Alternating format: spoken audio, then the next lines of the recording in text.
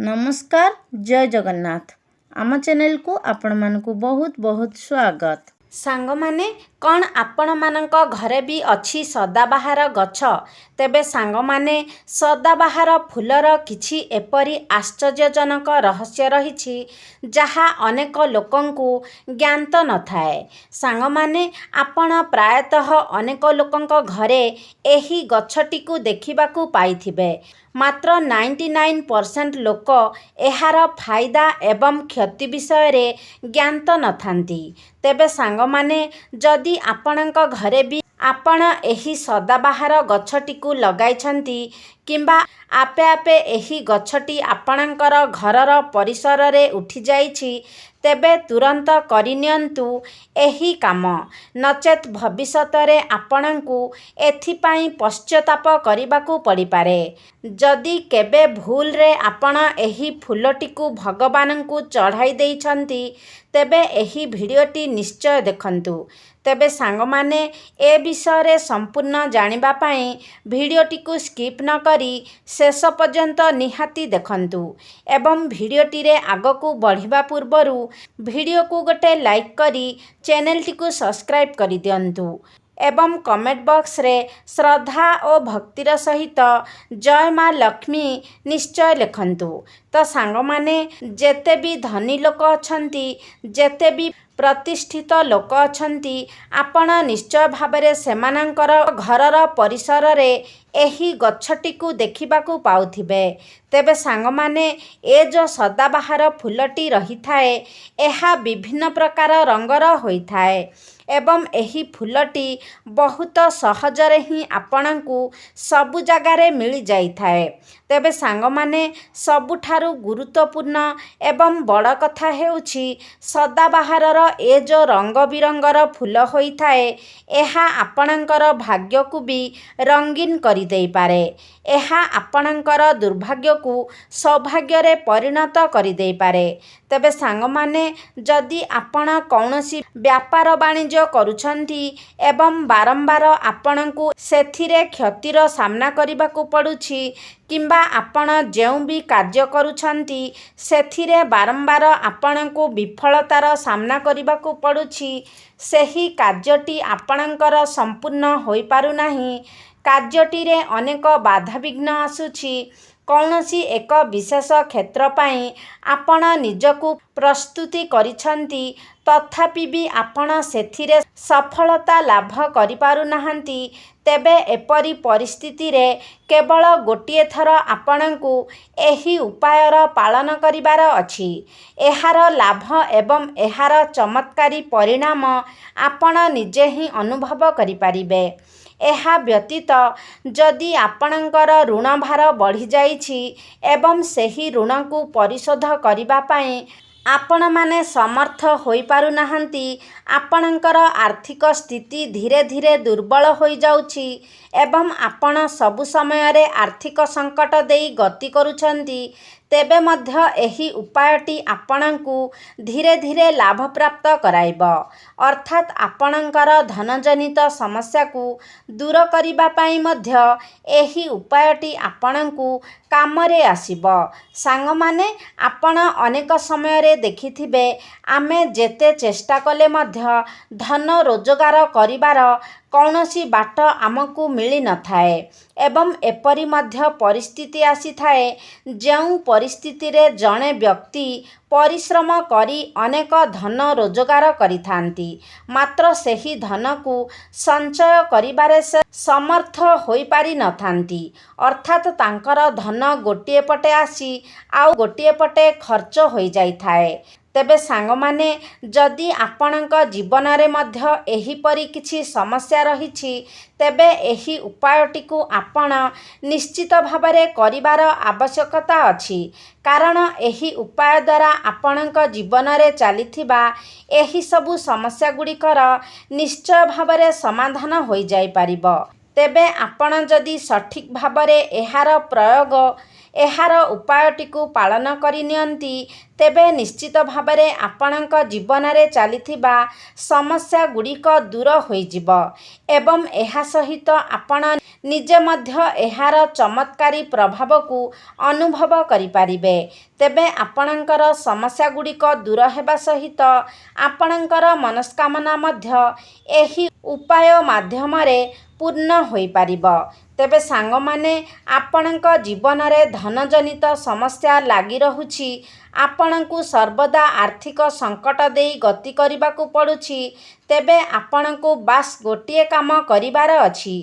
ଏହି ଗଛଟିକୁ ଆଣି ଆପଣଙ୍କୁ ନିଜ ଘରେ ଲଗାଇବାର ଅଛି। ତାପରେ ଆପଣଙ୍କୁ ଆଉ କିଛି ଉପାୟ କିମ୍ବା କାର୍ଯ୍ୟ କରିବାର ଆବଶ୍ୟକତା ନାହିଁ, କାରଣ ଏହି ଗଛଟି ଆପେ ଆପେ ହିଁ ଧନକୁ ଆକର୍ଷିତ କରିଥାଏ। ଏହି ଗଛଟିକୁ ଆପଣ ଘରେ ଲଗାଇବା ଦ୍ୱାରା ଆପଣଙ୍କୁ ପ୍ରତ୍ୟେକ କାର୍ଯ୍ୟରେ ସଫଳତା ପ୍ରାପ୍ତ ହୋଇଥାଏ। ଯେକୌଣସି ବି କାର୍ଯ୍ୟ ଆପଣ ଆରମ୍ଭ କରିଥାନ୍ତି, ବିନା କିଛି ବାଧାବିଘ୍ନରେ ସେହି କାର୍ଯ୍ୟଟି ଆପଣଙ୍କର ସମ୍ପୂର୍ଣ୍ଣତା ଲାଭ କରିଥାଏ। ତେବେ ସାଙ୍ଗମାନେ, ଆଗକୁ ମୁଁ ଆପଣମାନଙ୍କୁ ଆହୁରି ଏହି ଫୁଲ ସହିତ ଜଡ଼ିତ 4ଟି ଉପାୟ ବିଷୟରେ କହିବାକୁ ଯାଉଛି, ଯାହା ଆପଣଙ୍କ ଜୀବନକୁ ସମ୍ପୂର୍ଣ୍ଣ ଭାବରେ ବଦଳାଇ ଦେବ, ଆପଣଙ୍କର ଦୁର୍ଭାଗ୍ୟକୁ ସୌଭାଗ୍ୟରେ ପରିଣତ କରିଦେବ। ତେବେ ଆପଣଙ୍କୁ କେବଳ ଏତିକି କରିବାର ଅଛି ଯେ ଆପଣଙ୍କୁ ମୁଁ ଯେଉଁ ଉପାୟଗୁଡ଼ିକ ବିଷୟରେ କହିବାକୁ ଯାଉଛି, ସେଗୁଡ଼ିକୁ ଆପଣଙ୍କୁ ସମ୍ପୂର୍ଣ୍ଣ ଧ୍ୟାନ ଦେଇ ଶୁଣିବାର ଅଛି ଏବଂ ଉପାୟଗୁଡ଼ିକୁ ଭଲ ଭାବରେ ବୁଝି ତାପରେ ଉପାୟଗୁଡ଼ିକ ପ୍ରୟୋଗ କରିବାର ଅଛି, ଯାହାଦ୍ୱାରା ଏହି ଉପାୟଗୁଡ଼ିକ କରିବା ସମୟରେ ଆପଣଙ୍କ ଦ୍ୱାରା କିଛି ଭୁଲ ହେବ ନାହିଁ। ତେବେ ସାଙ୍ଗମାନେ, ସଦାବାହାର ଫୁଲଟି ଏପରି ଏକ ଫୁଲ ହୋଇଥାଏ, ଯାହା ଆପଣ 12 ମାସରେ ଦେଖୁଥିବେ ସେହି ଗଛରେ ଫୁଲ ଭରି ହୋଇ ରହିଥାଏ। ସେଥିପାଇଁ ତା'ର ନାଁ ସଦାବାହାର ଅଟେ ଏବଂ ଏହାର ଏହି ବିଶେଷତା ପାଇଁ ମଧ୍ୟ ଏହା ଆପଣଙ୍କ ଭାଗ୍ୟକୁ ମଧ୍ୟ ସବୁଦିନ ପାଇଁ ଚମକାଇ ଦେଇପାରେ, ଆପଣଙ୍କର ଦୁର୍ଭାଗ୍ୟକୁ ସୌଭାଗ୍ୟରେ ପରିଣତ କରିଦେଇପାରେ। ତା ଭିତରେ ଯେମିତି 12 ମାସ ଯାକ ଫୁଲ ଭରି ରହିଥାଏ, ସେହି ଗଛଟି ସର୍ବଦା ସବୁଜିମା ଭରି ରହିଥାଏ, ସେପରି ଆପଣଙ୍କ ଜୀବନକୁ ମଧ୍ୟ ଏହି ଗଛଟି ସବୁଜିମା ଭରା କରିଦେଇଥାଏ ଏବଂ ରଙ୍ଗୀନ କରିଦେଇଥାଏ। ତେବେ ସାଙ୍ଗମାନେ, ଏହି ଫୁଲଟିର ତ ଅନେକ ରଙ୍ଗ ରହିଛି, ମାତ୍ର ଆମକୁ ଏହାର 2ଟି ରଙ୍ଗ ପ୍ରାୟତଃ ସବୁ ଜାଗାରେ ଦେଖିବାକୁ ମିଳେ। ଗୋଟିଏ ହେଉଛି ଧଳା ରଙ୍ଗ, ଆଉ ଗୋଟିଏ ହେଉଛି ଗୋଲାପୀ ରଙ୍ଗ। ତେବେ ସାଙ୍ଗମାନେ, ଯେଉଁ ଧଳା ରଙ୍ଗର ସଦାବାହାର ଫୁଲଟି ହୋଇଥାଏ, ତାହା ମା ଲକ୍ଷ୍ମୀଙ୍କୁ ପ୍ରସନ୍ନ କରିବା ପାଇଁ ଏକ ଚମତ୍କାରୀ ଫୁଲ ହୋଇଥାଏ। ଏହି ଧଳା ରଙ୍ଗର ସଦାବାହାର ଫୁଲଟି ମା ଲକ୍ଷ୍ମୀଙ୍କର ଅତ୍ୟନ୍ତ ପ୍ରିୟ ହୋଇଥାଏ ଏବଂ ଯେଉଁ ଗୋଲାପୀ ରଙ୍ଗର ଫୁଲଟି ହୋଇଥାଏ, ତାହା ମଧ୍ୟ ମା ଲକ୍ଷ୍ମୀଙ୍କର ଅତ୍ୟନ୍ତ ପ୍ରିୟ ହୋଇଥାଏ, କାରଣ ଲାଲ ଏବଂ ଗୋଲାପୀ ରଙ୍ଗ ମା ଲକ୍ଷ୍ମୀଙ୍କର ସବୁଠାରୁ ପ୍ରିୟ ରଙ୍ଗ ହୋଇଥାଏ। ତେଣୁ ଯେତେବେଳେ ବି ଆପଣ ଏହି ଫୁଲକୁ ନେଇ କିଛି ଉପାୟର ପାଳନ କରୁଛନ୍ତି, ତା ଅର୍ଥ ଆପଣ ନିଶ୍ଚିତ ଭାବରେ ମା ଲକ୍ଷ୍ମୀଙ୍କୁ ପ୍ରସନ୍ନ କରିପାରିବେ, ଅର୍ଥାତ୍ ଧନ ଆଗମନର ଚାବିକାଠି ଆପଣଙ୍କୁ ମିଳିଯାଇଛି। ଏହା ବ୍ୟତୀତ ଏହି ଧଳା ରଙ୍ଗର ସଦାବାହାର ଫୁଲଟି ଭଗବାନ ଭୋଳାଶଙ୍କରଙ୍କର ମଧ୍ୟ ଅତ୍ୟନ୍ତ ପ୍ରିୟ ହୋଇଥାଏ ଏବଂ ଯଦି ଏହି ଧଳା ରଙ୍ଗର ସଦାବାହାର ଫୁଲକୁ ଆପଣ ଭଗବାନ ଭୋଳାଶଙ୍କରଙ୍କୁ ଅର୍ପଣ କରୁଛନ୍ତି, ତ ଆପଣଙ୍କ ଜୀବନରେ ଚାଲିଥିବା ଅନେକ ଗୁଡ଼ିଏ ସମସ୍ୟାର ସମାଧାନ ହୋଇଯାଇଥାଏ ଏବଂ ଆପଣଙ୍କ ଜୀବନରେ ଯଦି ରାହୁ କେତୁ ଜନିତ କୌଣସି ଦୋଷ ରହିଥାଏ, ତେବେ ତାହା ମଧ୍ୟ ସମ୍ପୂର୍ଣ୍ଣ ରୂପରେ କଟିଯାଇଥାଏ। ତେବେ ଆପଣ ଯେବେ ବି ଧଳା ରଙ୍ଗର ସଦାବାହାର ଫୁଲଟିକୁ ଭଗବାନ ଭୋଳାଶଙ୍କରଙ୍କୁ ଅର୍ପଣ କରୁଛନ୍ତି କିମ୍ବା ମା ଲକ୍ଷ୍ମୀଙ୍କୁ ଅର୍ପଣ କରୁଛନ୍ତି, ତେବେ ଅର୍ପଣ କରିବା ସମୟରେ ଆପଣ ନିଜର ମନସ୍କାମନାକୁ ଭଗବାନଙ୍କ ନିକଟରେ ପ୍ରକାଶ କରନ୍ତୁ। ଆପଣଙ୍କର ଯେପରି ମନସ୍କାମନା ଥିଲେ ମଧ୍ୟ ତାହା ନିଶ୍ଚୟ ଭାବରେ ପୂର୍ଣ୍ଣ ହୋଇଯିବ। ଏହା ବ୍ୟତୀତ ଯଦି ଆପଣ ଏହି ଧଳା ରଙ୍ଗର ଫୁଲଟିକୁ ପ୍ରଭୁ ଭୋଳାଶଙ୍କରଙ୍କୁ ଅର୍ପଣ କରୁଛନ୍ତି, ତେବେ ଶନି ଦଶାରୁ ମଧ୍ୟ ଆପଣଙ୍କୁ ଉପଶମ ମିଳିଥାଏ। ତେବେ ସାଙ୍ଗମାନେ, ଯଦି ଆପଣଙ୍କର ଘରେ ଏହି ଫୁଲ ଅଛି, ତେବେ ତ ଏହା ବହୁତ ହିଁ ଶୁଭ ହୋଇଥାଏ। ମାତ୍ର ଯଦି ଆପଣଙ୍କର ଘରେ ଏହି ଫୁଲ ନାହିଁ, ତେବେ ଆପଣଙ୍କର ଘର ପାଖାପାଖି ଏହି ଫୁଲ ଆପଣଙ୍କୁ ଅତି ସହଜରେ ମିଳିଯିବ। ତେଣୁ ଆପଣ ନିଜ ଘରେ ଏ ଗଛ ନିଶ୍ଚିତ ଭାବରେ ଲଗାଇବା ଉଚିତ।